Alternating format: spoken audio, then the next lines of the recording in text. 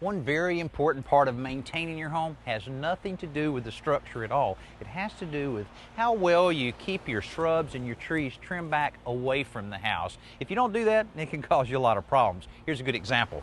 Buried back in here somewhere, you can hear it but you can hardly see it, is an air conditioning condensing unit.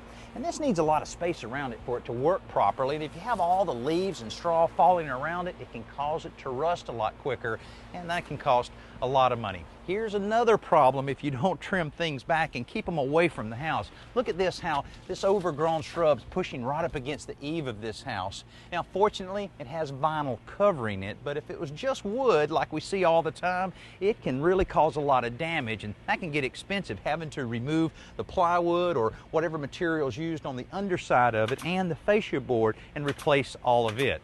Now, this situation is so bad because the sun and air can't get to this part of the house. It's caused so much water damage that this window unit has actually dropped a couple inches, and all the framing around it needs to be replaced. Now, if this was in a termite prone area, they'd be having a party right here because they love that wet wood to chew away at. And look at the other things that can happen here. Brick mold that just falls apart because of all of the water that gets to it, and it just sits there causing this damage because this is blocking the sun from being able to dry it all out. But you know, you need to keep everything trimmed back away from the house at least 12 to 18 inches to allow that circulation and the penetration of the sunlight.